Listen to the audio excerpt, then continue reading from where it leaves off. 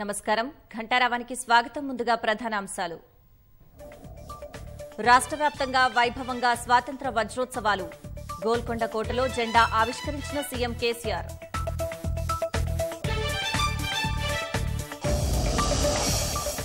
సమాఖ్య స్ఫూర్తికి కేంద్రం తూట్లు పొడుస్తుందన్న కేసీఆర్. సంక్షేమ పథకాలు ఉచితాలంటూ అపహాస్యం చేస్తోందని ఆక్షేపణ. సామరస్యం దెబ్బతీసేందుకు విచ్ఛిన్నకర శక్తుల కుట్ర. అప్రమత్తంగా ఉండి తిప్పికొట్టాలని ప్రజలకు సీఎం పిలుపు.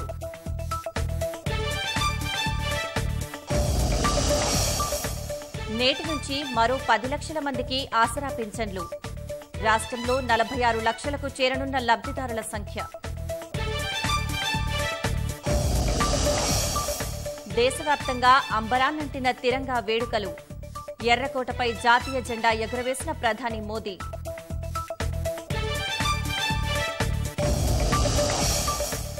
అవినీతి, వారసత్వం దేశానికి పట్టిన చెదపురుగులన్న ప్రధాని. వీటిని తుదముట్టిస్తేనే ప్రజాస్వామ్యం పరిఢవిల్లుతుందని వ్యాఖ్య.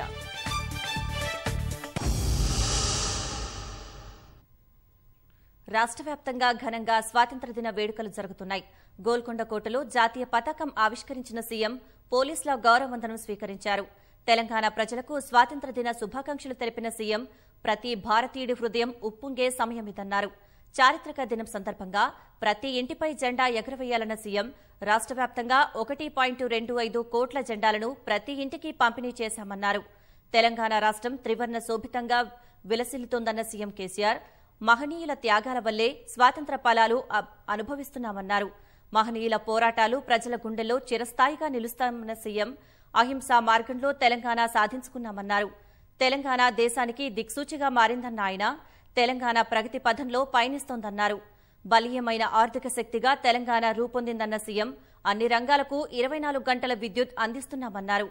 దేశ నిర్మాణంలో బలమైన భాగస్వామిగా తెలంగాణ నిలిచిందని ప్రస్తావించారు.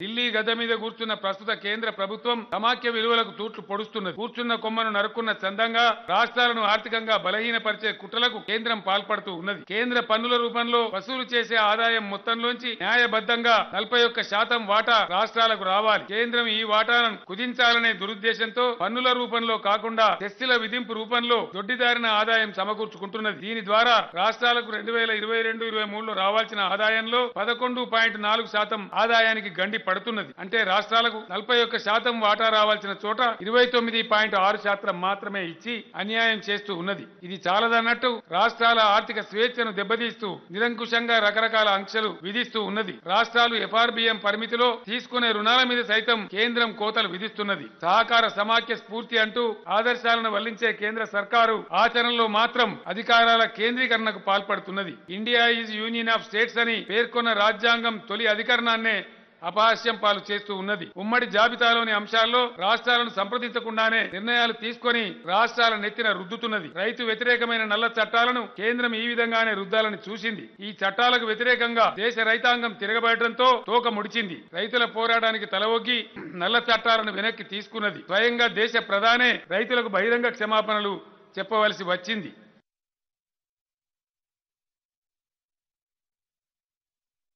పసిపిల్లలు తాగే పాలు మొదలుకొని శ్మశాన వాటికల నిర్మాణం దాకా ప్రజల అవసరాలన్నిటి మీద కేంద్రం ఎడాపెడా పన్నులు విధిస్తూ పేద మధ్యతరగతి ప్రజలపై విపరీతమైన భారం మోపుతున్నది. ప్రజా సంక్షేమం ప్రభుత్వాల ప్రధాన బాధ్యత. కేంద్రం ఆ బాధ్యతను సరిగా నిర్వర్తించకపోగా పేదలకు అందించే సంక్షేమ పథకాలకు ఉచితాలు అనే పేరును తగిలించి అవమానించడం గర్హనీయం. కేంద్ర సర్కారు నిర్వాహకం వల్ల దేశ ఆర్థికాభివృద్ధి కుంటుపడింది. ద్రవ్యోల్బణం పెరిగి నిత్యావసర వస్తువుల ధరలు ఆకాశాన్ని అంటుతూ ఉన్నాయి. అంతర్జాతీయ విపణిలో రూపాయి విలువ నానాటికి తీసుకట్టు నాగంబొట్టు అన్న తీరుగా ఎన్నడూ లేనంతగా పడిపోతూ ఉన్నది. దేశంలో నిరుద్యోగం తీవ్రతరమవుతూ ఉన్నది. కేంద్రంలో అధికారంలో ఉన్న పెద్దలు తమ వైకల్యాలను కప్పిపుచ్చుకునేందుకు విద్వేష రాజకీయాలతో ప్రజలను విభజించే ఎత్తుగడలకు పాల్పడుతూ ఉన్నారు. తరతరాలుగా భారతదేశం నిలబెట్టుకుంటూ వస్తున్న శాంతియుత సహజీవనాన్ని విచ్ఛిన్నం చేసేందుకు రాజ్యాంగ పదవుల్లో ఉన్నవారే ఫాసిస్టు దాడులకు పాల్పడుతూ ఉన్నారు. ఈ దుర్మార్గాన్ని చూసి ఖచ్చితంగా స్వతంత్ర సమరయోధుల ఆత్మలు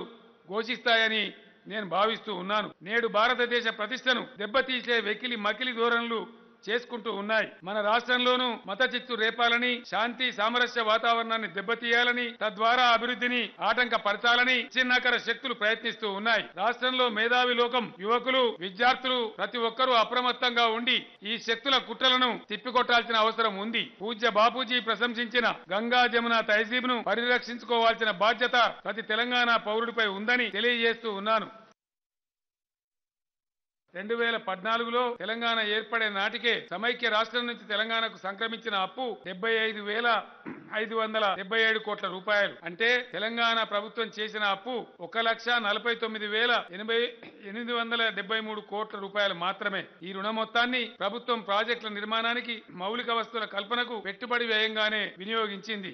జీఎస్డీపీలో రుణ నిష్పత్తి పరిశీలిస్తే 28 రాష్ట్రాల్లో 22 రాష్ట్రాలు మన రాష్ట్రం కన్నా అధికంగా అప్పులు కలిగి ఉన్నాయి. జీఎస్డీపీలో మన రాష్ట్ర అప్పుల నిష్పత్తి 23.5% కాగా జీడీపీలో దేశం అప్పుల నిష్పత్తి 50.4%. ఏ రకంగా చూసినా రాష్ట్రం అప్పులు ఎఫ్ఆర్బిఎం చట్ట పరిమితుల్లోనే ఉన్నాయి. ఈ వాస్తవాన్ని గమనించకుండా బురద జల్లడమే లక్ష్యంగా కొంతమంది రాష్ట్ర అప్పుల గురించి దుష్ప్రచారం చేస్తున్న విషయాన్ని గమనించాలని నేను మనవి చేస్తూ ఉన్నాను. ప్రతి రంగంలోనూ యావత్తు దేశం నివ్వెరపోయే ఫలితాలను సాధిస్తూ ప్రగతి పథంలో పరుగులు పెడుతున్నది. నేడు దేశ నిర్మాణంలో అద్భుతమైన పాత్ర నిర్వహిస్తున్న బలీయమైన ఆర్థిక శక్తిగా మన తెలంగాణ రూపొందింది. 8 ఏళ్ల స్వల్ప వ్యవధిలో తెలంగాణ అత్యంత బలీయమైన ఆర్థిక శక్తిగా ఎదిగింది. దేశ నిర్మాణంలో బలమైన భాగస్వామిగా రూపొందింది. రాష్ట్రం అవతరించిన మొదటి సంవత్సరం 2014-15లో రాష్ట్ర ఆదాయం 62,000 కోట్ల రూపాయలు ఉండగా 2021 నాటికి 1,84,000 కోట్లకు పెంచుకోగలిగాం. అంటే 7 ఏళ్లలోనే తెలంగాణ రాష్ట్ర రాబడి 3 రెట్లు పెరిగింది. నేడు దేశంలోనే బలమైన ఆర్థిక సంపత్తి కలిగిన రాష్ట్రంగా తెలంగాణ ఎదిగింది. ఆసరా పథకంలో భాగంగా నేటి నుంచి మరో 10 లక్షల మంది లబ్ధిదారులకు పింఛన్లను ప్రభుత్వం అందజేస్తుంది. ఇప్పటికే రాష్ట్రంలో 36 లక్షల మందికి ఆసరా పెన్షన్లు అందుతున్నాయి. కొత్తగా ఇచ్చే పెన్షన్లతో కలిపి రాష్ట్రంలో మొత్తం 46 లక్షల మందికి ఆసరా పెన్షన్ల ద్వారా లబ్ధి చేకూరుతుంది. పెన్షన్ల మొత్తం పెంచడమే కాకుండా లబ్ధిదారుల సంఖ్యను అత్యధికంగా పెంచడం ద్వారా మన తెలంగాణ సంక్షేమంలో స్వర్ణయుగాన్ని ఆవిష్కరించిందని సవినయంగా తెలియజేస్తూ ఉన్నాను. అంతకుముందు ప్రగతి భవన్లో స్వాతంత్ర వేడుకలను ఘనంగా నిర్వహించారు. సీఎం కేసీఆర్ జాతీయ జెండాను ఆవిష్కరించారు. స్వతంత్ర భారత వజ్రోత్సవ వేడుకల్లో భాగంగా నిర్వహించిన జాతీయ జెండా ఆవిష్కరణ కార్యక్రమంలో పలువురు ఎమ్మెల్యేలు, సీఎం కార్యాలయ అధికారులు పాల్గొన్నారు.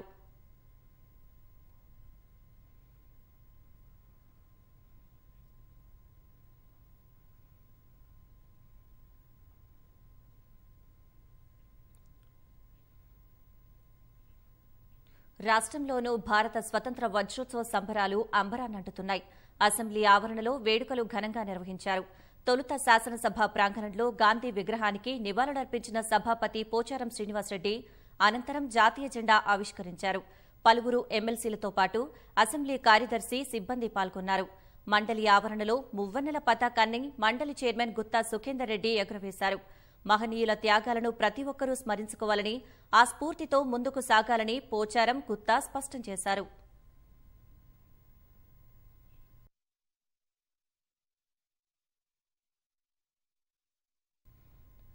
స్వాతంత్ర్యం కోసం పోరాడిన మహనీయుల లక్ష్య సాధన కోసం పాటుపడాల్సిన బాధ్యత ప్రతి ఒక్కరిపై ఉందని తెరాస సెక్రటరీ జనరల్ కేశవరావు పిలుపునిచ్చారు. వజ్రోత్సవాలను పురస్కరించుకుని తెలంగాణ భవన్లో కేశవరావు జాతీయ జెండాను ఎగురవేశారు.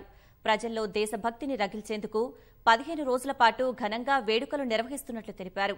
అదే స్ఫూర్తితో భవిష్యత్తులోనూ పనిచేద్దామని కేశవరావు పిలుపునిచ్చారు. సమరయోధుల్ని స్మరించుకుంటూ వాళ్ళ ఆశయాల్ని కానివ్వండి, ఆదర్శాలని కానివ్వండి, ఆకాంక్షలు కానివ్వండి, ఆకాంక్షలు పూర్తి చేయడానికే మనం పూనుకోవాలి.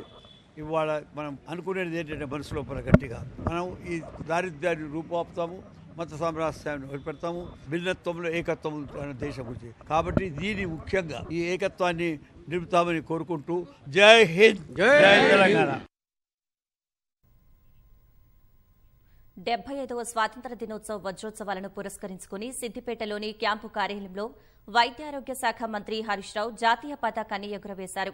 అంతకుముందు మహాత్మా గాంధీ చిత్రపటానికి పూలమాలలు వేశారు. కార్యక్రమంలో జెడ్పీ చైర్ రోజా శర్మ, మున్సిపల్ చైర్మన్ సహా పలువురు కార్యకర్తలు, అధికారులు పాల్గొన్నారు. దేశవ్యాప్తంగా స్వాతంత్ర దినోత్సవ వేడుకలు ఘనంగా సాగుతున్నాయి. వేడుకల్లో భాగంగా ఢిల్లీలోని నివాసంలో కేంద్ర మంత్రి కిషన్ రెడ్డి జాతీయ పతాకాన్ని ఎగురవేశారు. అనంతరం సిబ్బందికి మిఠాయిలు పంచిపెట్టారు. 75 ఎన్నో ఆటుపోట్లను ఎదుర్కొన్నా ప్రపంచం ముందు భారత్ను సగర్వంగా నిలబెట్టుకున్నామని కిషన్ రెడ్డి గుర్తు చేశారు. ప్రధాని మోదీ పాలనలో అవినీతి రహిత పాలన అందిస్తున్నామని వివరించారు. వచ్చేటువంటి 100 సంవత్సరాల స్వాతంత్ర దినోత్సవం వరకు మన దేశాన్ని అత్యంత వైభవంగా ముందుకు తీసుకెళ్లాలి. నాకు పూర్తి విశ్వాసం ఉంది. భవిష్యత్తులో కూడా మరింత సమర్థవంతమైనటువంటి ప్రభుత్వాన్ని మనము ముందుకు తీసుకెళ్లాల్సినటువంటి అవసరం ఉంది. ప్రపంచంలో భారతదేశాన్ని ఒక విశ్వగురు స్థానంలో తీసుకెళ్లడం కోసం అందరం కష్టపడి పనిచేయాల్సిందిగా కోరుకుంటున్నాను. వజ్రోత్సవ పండుగ జరుపుకోవడం మన అదృష్టమన్న సినీ నటుడు చిరంజీవి ఎంతో మంది మహనీయుల త్యాగఫలమే ఈ వేడుకలని పేర్కొన్నారు. స్వాతంత్ర పోరాటంలో పాల్గొన్న ఎందరో మాతృమూర్తులను స్మరించుకోవడం చాలా సంతోషంగా ఉందని తెలిపారు. స్వాతంత్ర దినోత్సవాన్ని పురస్కరించుకుని హైదరాబాద్లోని రక్తనిధి కేంద్రంలో చిరంజీవి మాతృమూర్తి అంజనాదేవి జాతీయ జెండాను ఆవిష్కరించారు. 75 సంవత్సరాలు అంటే వజ్రోత్సవం జరుపుకుంటున్నాం. ఆ వజ్రోత్సవం పండుగ మనం చేసుకోవడం అనేది మనందరి అదృష్టంగా నేను భావిస్తున్నాను. ఇంత అదృష్టాన్ని, ఇంత స్వాతంత్రాన్ని మనకు కలిగజేయడానికి కారణమైనటువంటి స్వాతంత్ర సమరయోధులు, త్యాగధనులు, త్యాగమూర్తులు, వారి యొక్క కృషి త్యాగ ఫలితమే ఈ రోజున మనందరం ఈ రకంగా స్వతంత్రులుగా ఉన్నామంటే, అలాంటి హీరోలని ఈ స్వతంత్ర సమరంలోకి వెళ్ళండి అంటూ ధైర్యంగా పంపినటువంటి కన్నతల్లుల్ని మరీ మరీ కొనియాడాలి. అలాంటి నిజమైన త్యాగమూర్తులు ఆ కన్నతల్లులు, ఆ తల్లులకు ఈ రోజున మనం ఘనమైన నివాళి అర్పించడం కనీస ధర్మంగా నేను భావిస్తాను. దానికి ప్రతి ఒక్కరం కూడా అలాంటి తల్లులకు, ఆ త్యాగమూర్తులకు, ఆ బిడ్డలకు అందరికీ మనం మన ఘన నివాళి అర్పించాలి. స్వాతంత్ర వజ్రోత్సవాల వేళ ఆత్మనిర్భర్ భారత్ అనే లక్ష్యాన్ని ప్రధాని నరేంద్ర మోదీ పునరుద్ఘాటించారు. 76వ స్వాతంత్ర వేడుకలను పురస్కరించుకుని ఢిల్లీలోని ఎర్రకోటపై నుంచి జాతీయ జెండాను ఆవిష్కరించారు. 75 దేశం సాధించిన ప్రగతిని వివరిస్తూనే శతాబ్ది వేడుకల నాటికి చేరుకోవాల్సిన లక్ష్యాలపై మార్గనిర్దేశం చేశారు. ఐక్య భారత్కు లింగ సమానత్వం అత్యంత కీలకమని ప్రధాని పునరుద్ఘాటించారు. కుమార్తెను, కుమారుణ్ణి సమానంగా చూడకపోతే ఐక్యమంత్రం ప్రతిధ్వనించదని మోదీ స్పష్టం చేశారు. భారత్ను అవినీతి, వారసత్వం అనే 2 చెదపురుగులు పట్టిపీడిస్తున్నాయన్న మోదీ వాటిని తుదముట్టిస్తేనే భారత ప్రజాస్వామ్యానికి మనుగడ అని వ్యాఖ్యానించారు. త్యాగధనుల పోరాట ఫలితమే మన స్వాతంత్ర్యమని ప్రధాని నరేంద్ర మోదీ అన్నారు. మహనీయులు మనకు స్వాతంత్రాన్ని అందించారని, బానిస సంఖ్యల చేదడుగు వేస్తున్నారన్న ప్రధానమంత్రి దేశం ఎవరికీ తల ఉంచదని యాలుగా భావించి అభివృద్ధి కోసం పోరాడాలని ప్రధాని పిలుపునిచ్చారు. ఇందుకోసం स्वराज स्वराज से सुराज हम सबको सोचना होगा कि हम कब तक दुनिया के और लोगों पर निर्भर रहेंगे. ये दिखाया कि नहीं दिखाया? एक बार संकल्प लेते हैं तो होता है. दोस्त, आत्मनिर्भर भारत ये सरकारी एजेंडा, सरकारी कार्यक्रम नहीं है. ये समाज का आत्मनिर्भर भारत का ये भी सपना है कि दुनिया को भी जो आवश्यकताएं हैं उसको पूरा करने में भारत पीछे नहीं जाएगा. ఆత్మనిర్భర్ భారత్ అన్నది ఒక నినాదం కాదన్న ప్రధాని ఇది ప్రజా ఉద్యమంగా సాగాలని ఆకాంక్షించారు. ఆత్మనిర్భర్ భారత్ ప్రతి పౌరుడి నిత్య జీవనం కావాలని కోరారు. ఆత్మనిర్భర్ భారత్లో తొలిమెట్టు సైనిక సంపత్తి స్వదేశీకరణ అని పేర్కొన్నారు. దేశంలో 300 పరికరాల తయారీకి సైన్యం సంకల్పించిందని గుర్తు చేశారు. हमारे देश के कई राज्य हैं जिन्होंने देश को आगे बढ़ाने में बहुत भूमिका अदा की है, नेतृत्व किया है, कई क्षेत्रों में उदाहरण काम किए हैं. ये हमारे फेडरलिज्म को ताकत देते हैं. लेकिन आज समय की मांग है कि हमें कोऑपरेटिव फेडरलिज्म के साथ साथ कोऑपरेटिव कॉम्पिटिटिव फेडरलिज्म की जरूरत है. हमें विकास की स्पर्धा की जरूरत है. हर राज्य को लगना चाहिए वो राज्य आगे निकल गया, मैं इतनी मेहनत करूंगा, मैं आगे निकल जाऊंगा. వారసత్వం అనే 2 చెదపురుగులు పట్టి పీడిస్తున్నాయన్న మోదీ వాటిని తుదముట్టిస్తేనే భారత মুখ্যমন্ত্রী স্বাধীনতার 75 বর্ষ পূর্তি উদযাপনে আনন্দে উদ্বেল সবাই. সেই আনন্দের, সেই ভারতীয়ত্বের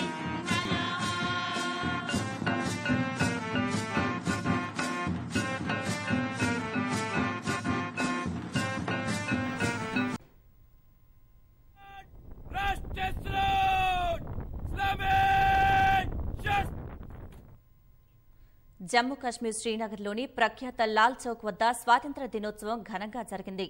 భారత్ మాతాకీ జై, వందే మాతరం వంటి నినాదాలతో ఆ ప్రాంతం మార్మోగింది.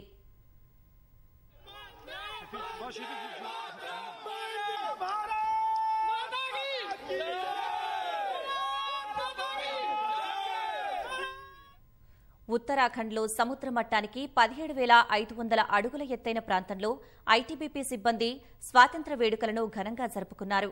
భారత్ మాతాకీ జై అంటూ నినదించారు.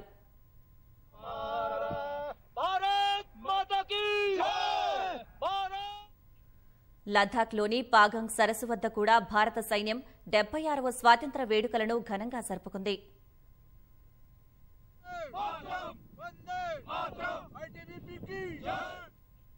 సిక్కింలో సముద్ర మట్టానికి 18,800 అడుగుల ఎత్తైన ప్రాంతంలో ఐటీబీపీ జవాన్లు స్వాతంత్ర్య వేడుకలను ఘనంగా జరుపుకున్నారు.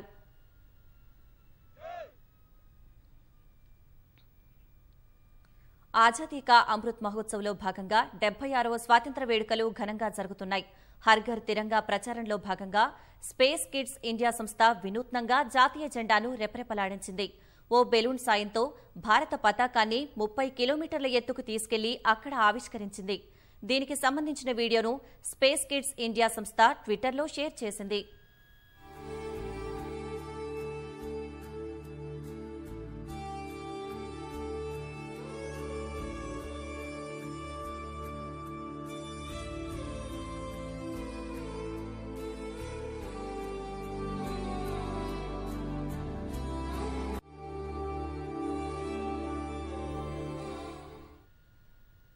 జనగామ జిల్లాలో జరుగుతున్న భాజపా ప్రజా సంగ్రామ యాత్రలో స్వల్ప ఉద్రిక్తత చోటు చేసుకుంది.